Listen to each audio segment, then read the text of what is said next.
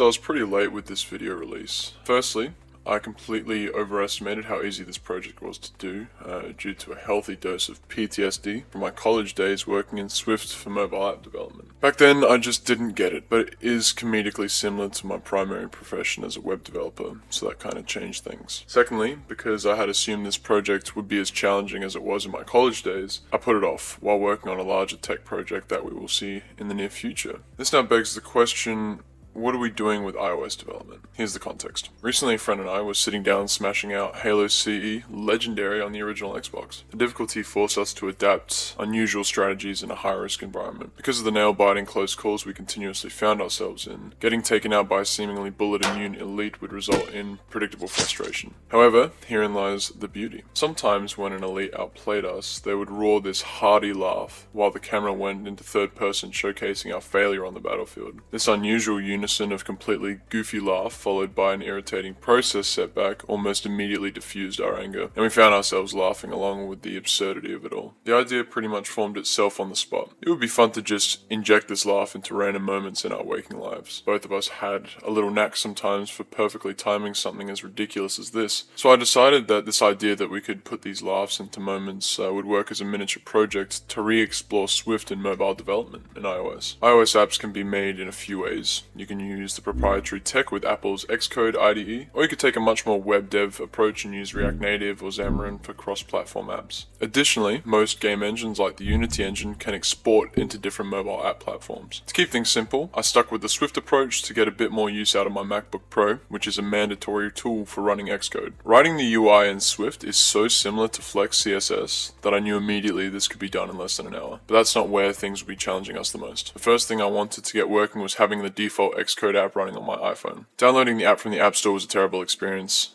Made sense given its shocking 3.2 star average reviews. It just didn't open, so I ended up having to download it from Apple's website. I tried to preview it on my phone, but my MacBook apparently lacked Xcode support for iOS 26, so I read heaps of articles and started playing around with settings and reset stuff and uninstalled things and re-downloaded things and restarted and updated stuff, and nothing really quite worked. Eventually, after a bit of digging, I realized that I needed to click the little drop down of my Mac at the top of the page and download iOS 26. Even though I had my phone selected as the end device, I know it was a little bit confusing. Doing this led to another error that translated to you need to have a correct profile set up to download this. So I did a bit more research and set up the profile in Xcode's config. I was then graced with another error saying that my phone is not trusting the developer app certificate. So I had to dig through my phone settings and allow developer mode at the cost of some security shenanigans. Finally, we saw the goofy Hello World UI and it became a knuckle-cracking downhill jog from here on in. I acquired the audio of Halo CE's Elite dialogues so that I could sprinkle a bit of variety in between the laughs to give the app a bit more diversity. So I decided to splice things up in Audacity because of its labeling system,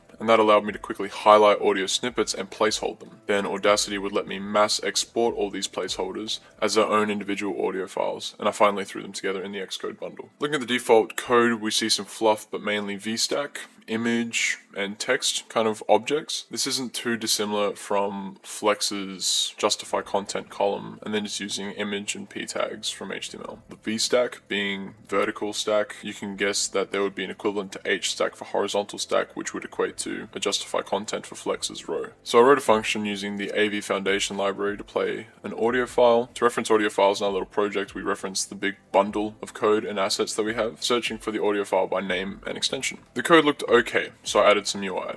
A simple button with an action helping it understand what function to execute, and for an image to represent the button with a bit of CSS fluff. Here's where we discover one of the little Xcode curveballs. Images can't be referenced quite how the audio files are referenced in the bundle. In the assets directory, we need to create a new image set, and the name of that set is what gets referenced in the image component. I think the reason for the image set is the custom sizes of images and how that might dynamically reflect in the app, but at the moment I don't really care about going into it too deep and just adapt to the ways of the Apple hipster developer. So now we've given audio file some simple code referring to it and a button appearing as an image, and that button calls our audio player logic. It ran on my phone and it worked like clockwork. Let's expand on this. I renamed all the audio files to more suitable names and referenced all the laughing related tracks in a local array. I then created an external track pointer in state that refers to which audio index to play next. The idea was that each time you press the button, a different laughing track would play. Once the audio played, we'd increment the index pointer and reset it if it went out of bounds to create a loop. This worked perfectly. Before we make this pattern uniform across all other audio categories, I decided to clean up the code a little bit. I moved out all the audio arrays into state variables as the first obvious performance optimization, and then isolated the part of the code that played the audio into its own function, and I did the same for the logic responsible for handling the index pointer iteration. I created a unique function for each audio category now that played the sound and iterated the indexer. To my surprise, this was one of the few times since I've studied C++ that I've been syntactically required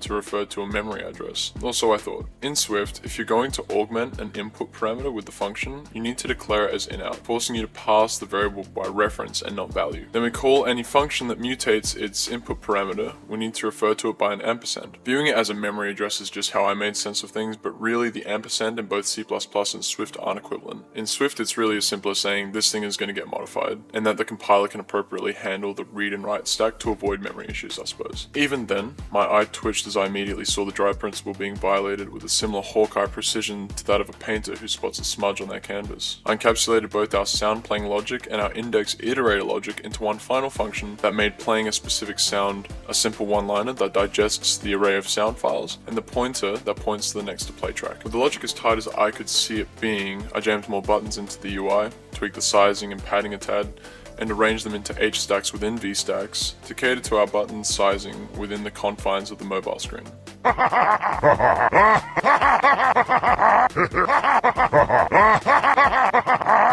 After splicing up the UI with custom AI reworked image garbage and our test icon as the opaque background, the app was pretty much complete with the same flair of a graphics design as my passion meme. Sometime in the future I can imagine reworking the UI to not be visual torture and popping it into the App Store for people to enjoy. But for now it's done the job of making its unwelcomed but loved way into conversations. Toodles! What?